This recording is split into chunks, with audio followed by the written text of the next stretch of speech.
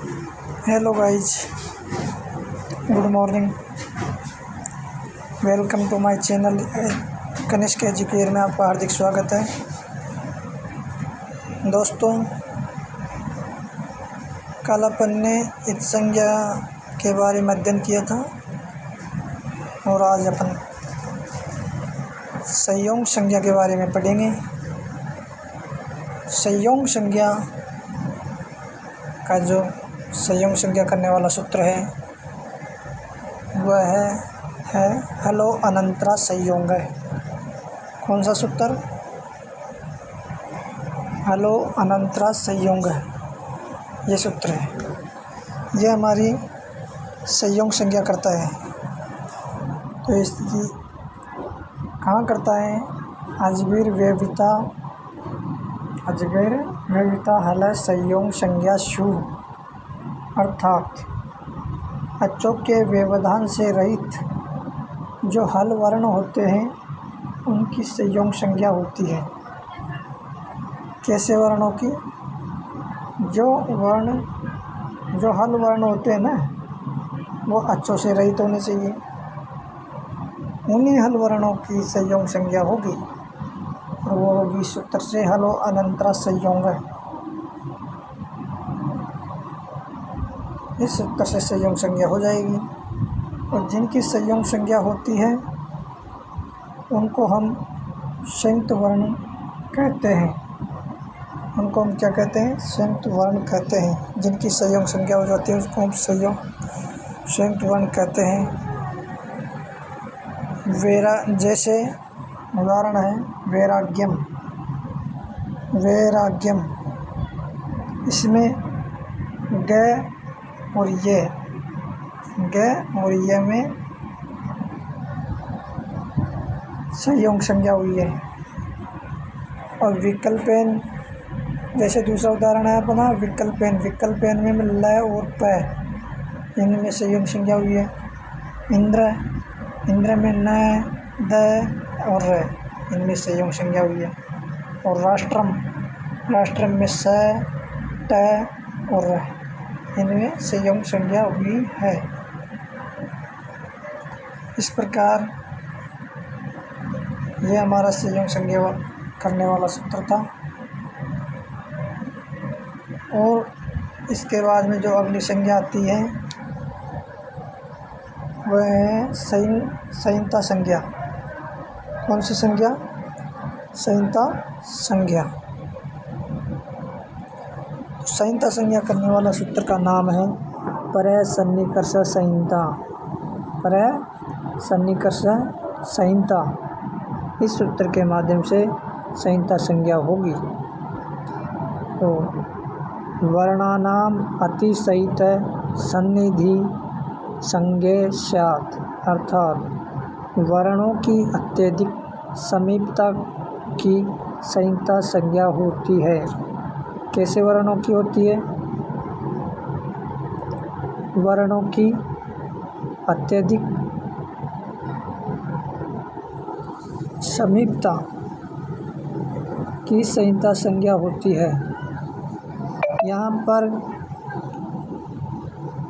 पर का अर्थ है अत्यधिक। पर का अर्थ क्या है? जैसे सन्निकर्ष संहिता सूत्र में अपना जो पर आ रहा है ना, इसका अर्थ है अत्यधिक, तथा सन्निकर्ष है, इसका अर्थ होता है सन्निधि अर्थात सामीप्य। मतलब वर्णों की अत्यधिक समीपता की संहिता संज्ञा होती है। जैसे उदाहरण संयम में सा प्लस यम, इसकी जो संधि विच्छेद है सा प्लस यम में सा प्लस यम, इसमें आ और ई की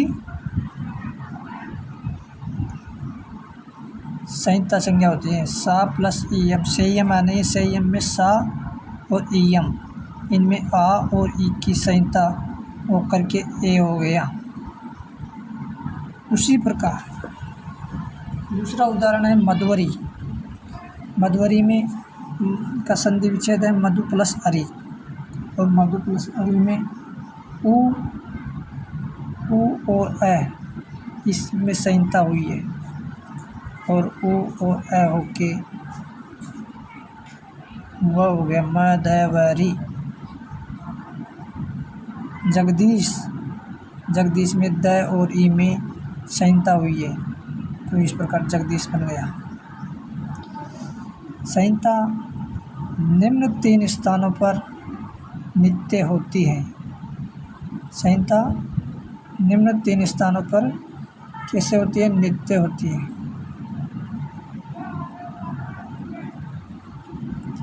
संहिता निम्न 3 स्थानों पर नित्य होती है। एक पद में, अर्थात समान पद में। वो एक पद क्या है? एक पद में संधि करना अनिवार्य है।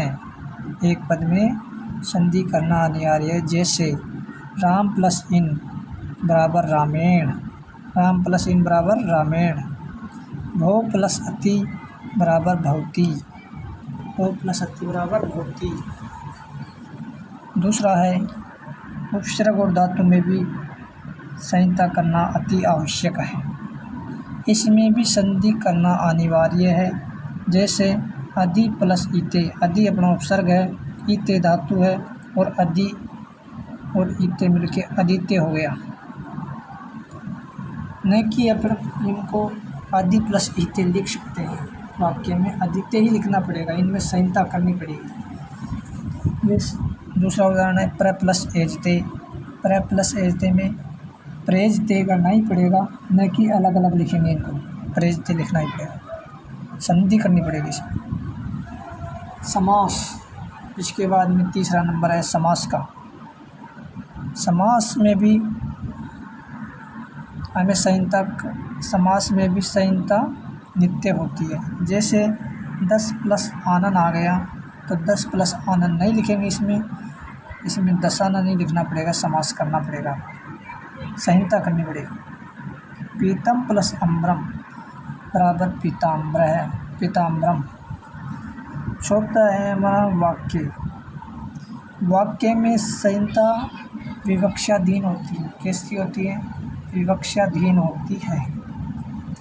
इसमें अपन कर भी सकते हैं संहिता और नहीं भी कर सकते, विवक्षाधीन होती है इसमें।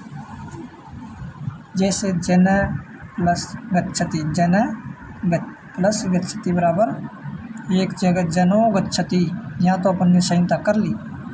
और दूसरे उदाहरण इसी का दूसरा रूप है जन गच्छति, ऐसे भी लिख सकते हैं, दोनों ही राइट होंगे इसमें। दूसरा उदाहरण है सा प्लस आयाति, सा प्लस आयाति, तो इसमें अपन संहिता करेंगे सायाति, सायाति बन गया एक तो। और दूसरा जिसमें संहिता नहीं कर रहे उसमें यह है सा आयाति, सा आयाति। इस प्रकार यह हमारा संयोग संज्ञा और संहिता संज्ञा, 2 संज्ञा पढ़ी है आज अपन ने, संयोग संज्ञा और संहिता संज्ञा, ये पूरी होती है। और कल फिर पढ़ेंगे कोई नए टॉपिक के साथ में, कोई नया टॉपिक नहीं, अभी तो अपना टॉपिक यही चल रहा है। तो